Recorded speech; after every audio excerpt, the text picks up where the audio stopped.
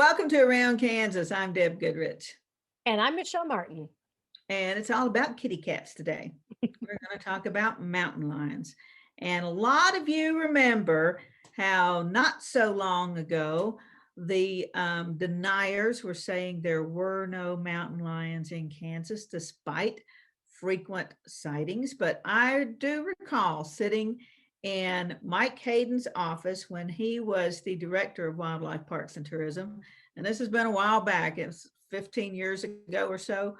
And I asked him point blank, I said, Mike, are there mountain lions? And he said, well, Mike, he said, well, except Mike said it like, well, and then he's like, there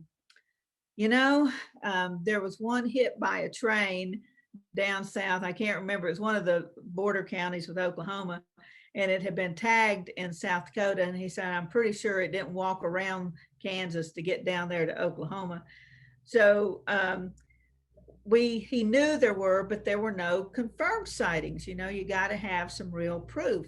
So right behind me is a photo not too long ago taken in Kiowa County. And if you're wondering what that big cat has in its mouth, it's a porcupine. So Wow.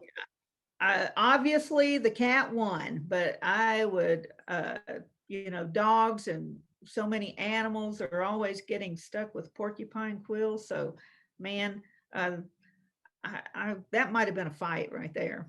Ooh, yeah, definitely. Deb, I was reading that on May 11th, I was reading a story in one of the Kansas newspapers, and it said there have been 12 mountain lion sightings in the past 9 months in Kansas. Isn't that something? So, yeah, we know they're here now and they have been caught. For one thing, so many more people have trail cams or they've Mm-hmm. got security cameras. So, there's the opportunity, I think, more so now to catch sight of those animals. And of course, the most exciting one was just a couple of weeks ago when one was captured on a camera in downtown Wichita. And so they were giving out warnings, keep the little doggies in, Mm-hmm. watch your pets and, just be aware. But it's kind of like the big bear, it's like they can go wherever they want to. Deb, here in Arizona, obviously mountain lion, we don't see them in the city. They're up in the mountains. We know they're there along with bear and other animals. But I have to say, I think part of the reason we're now seeing them more often, and especially in places like downtown Wichita, is that areas of their habitat is being developed, is being farmed, being ranched, other things. Sure. And that's nothing against farmers, it's nothing against ranchers or developers, but human encroachment is changing their migratory and their movement patterns. My husband was on our roof the other morning, and he gets on the roof to clean the solar panels.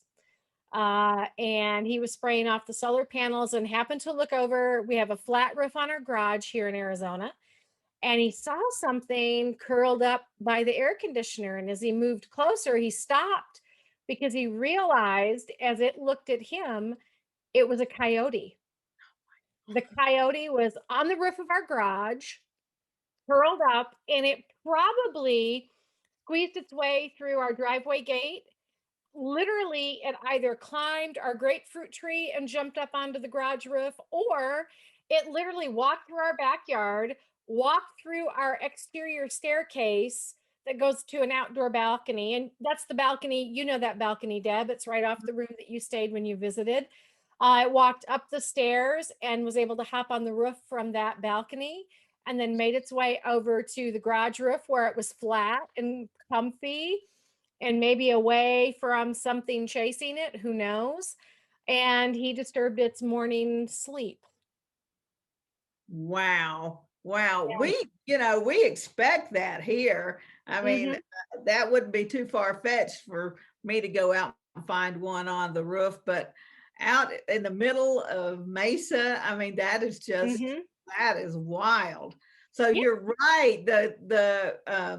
They're habitat is being encroached upon, and because of a lot of the regulations, they're not, a lot of those animals are not being thinned out by hunters, Right.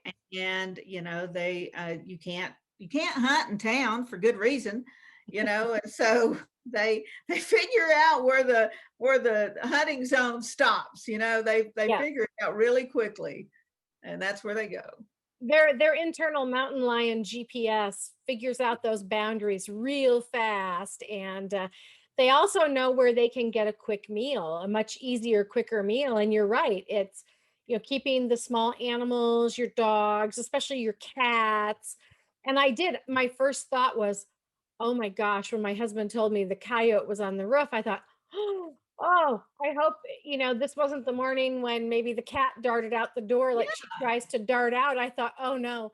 So I've been real hyper vigilant lately about making sure kitty cat's in bed with me in the morning so Sure. she doesn't become snack food for something bigger. Yeah, that's a good plan. Hey, we'll be right back. We've got some more stories to share with you.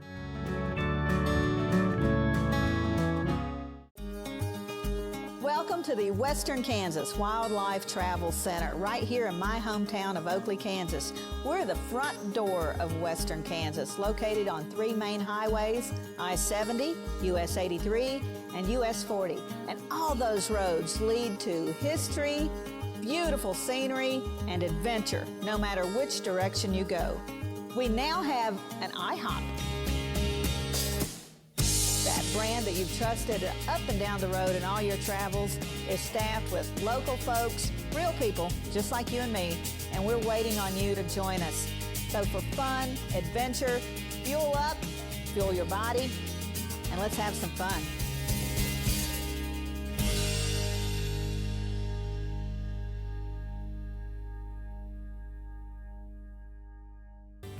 Howdy, I'm Seth Hayes, and welcome to my hometown, from then to now. Council Grove has a rich history as deep as the prairie tallgrass. Spend the day visiting 25 historic sites, or explore the unique shops and restaurants, or mosey out of town along the Santa Fe Trail.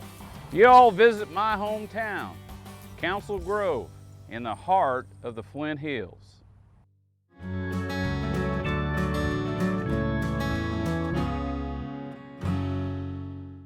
So one of the reasons we're talking about mountain lions this morning, of course, is because there have been a lot more sightings, and we were just talking about why that is. And of course, one of them is the opportunity to catch these animals on camera, because so many people have security cameras or trail cams out in their yards just to see what shows up. But another reason that we probably have an increase in the population is, like Michelle was talking just a minute ago about grabbing a quick snack. With the deer population as high as it is, and wild turkeys, and a lot of those animals that were just not as common for a long time there, for decades, their numbers have increased. And it's just like the buffet going down following the creek banks and the river banks where the mountain lion can stay hidden. He's just got a buffet waiting for him there. Yeah, and it's interesting, as you look back through the pages of Kansas history, when you look at newspapers in particular, you find stories occasionally in the 19th century where individuals talk about seeing mountain lions, or different kinds of what they term a large cat-like animal, or a mountain lion, or other, or wolves, other animals in the past, and that people reported seeing them in the 19th century. And they were kind of the bane of people's existence, especially if you were outside the settled areas. People would be keeping, again, their children close to home, but you would be keeping extra watch over your cattle, especially your calves, because Right. they were much easier targets for large cats. And our neighboring states are also seeing higher populations. And of course, in Colorado, we expect cats in Colorado because, they've got the Rockies, they've got, Mhm. the area there that you would expect to find a mountain lion. but like our friends John Manette, was talking about Mhm. there where he lives, and a lot of our other friends, again, because of the encroachment and the building up, the mountain lions are seen in a lot of towns and cities in Colorado. Same thing's happening in Missouri. The Yes. mountain lion sightings are much more frequent. And one of my friends actually saw a mountain lion in the parking lot in Kansas City of the big company that she works for. It was the twilight, maybe, she was leaving work sort of late. And there he was standing in the parking lot. But, Kansas City, like a lot of city, just like Wichita, you've got the Arkansas running right through the middle of town. Kansas City, there's a lot of wooded areas. Yeah. There's a lot of waterways, the Missouri and the Colorado rivers come together, and a lot of big creeks. So it's not that far fetched that they're roaming all along there and then just, pop out every now and then. And I have friends in southwestern Missouri and northwest Arkansas that are also catching them on their game cams. I have a couple of friends who constantly on Facebook will post what they're picking up on their game cams, and it ranges from the humorous, from raccoons coming to forage and find what they can, to mountain lions and to coyotes and all manner of critter in between. And yeah, and so especially in northwest Arkansas and southwest Missouri, where it is far hillier and extremely wooded, and they are having a field day there as well, because turkey and deer and other small game populations are also extremely plentiful there. So it is open season on small game for big kitty cats. It really is. And, I was talking with some of the guys the other day, and they're like, we really don't mind the mountain lions taking out the deer because the deadliest animal is Bambi. I'm sorry, Yeah. but the deer and vehicle collisions, gosh, is it 5,000 or 10,000 a year in Kansas? I can't, we've only got 3 million people, we don't have that many vehicles on the road out here. And, but those collisions, which are often really bad and sometimes deadly, God bless them. The deer are just everywhere. And so, yeah, taking out a few of those might be a good idea, but watch Fifi in the process, make sure Exactly. Fifi doesn't become a snack. Exactly, because this lovely, and I'm torn because I know that the mountain lions can be dangerous to, of course, our pets, our small animals, and even livestock and other things. But there's that part of me that I'm such an animal lover. When I look at this face behind me, Oh, it's gorgeous. it's such a beautiful, It is. there's such a beautiful and very regal and very powerful and noble looking animal. And there's also that part of me that just hates that thought of, having to trap or having to thin out mountain lions if they become too plentiful, because they're beautiful. I always think, they have to eat too. But I just don't want it to be Fifi or Josie, my cat. So Yeah, they have to eat too, but you tell that to that poor little porcupine behind me, Michelle. Yeah, exactly. I'm sure he wasn't real thrilled about the No, I'm kitty sure cat. not. Well, it's been another great Wildlife Wednesday, and if you got some wildlife stories, share them with us, and we would love to hear them. And if you got some pictures of a mountain lion in your backyard, we'd sure love to see those too. So we will see you next time. And in the meantime, I'm Deb Goodrich. I'm Michelle Martin. And we will see you somewhere around Kansas. Thanks a lot, folks. See you later.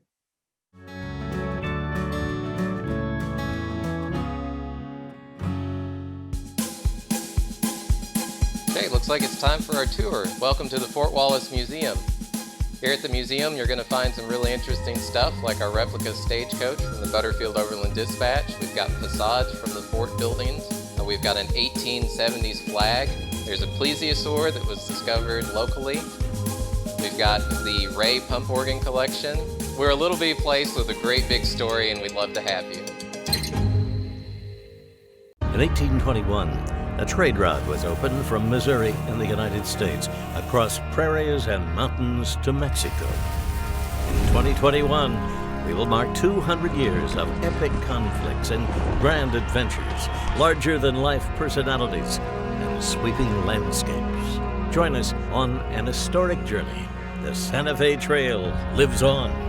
Find us on social media or santafetrail.org.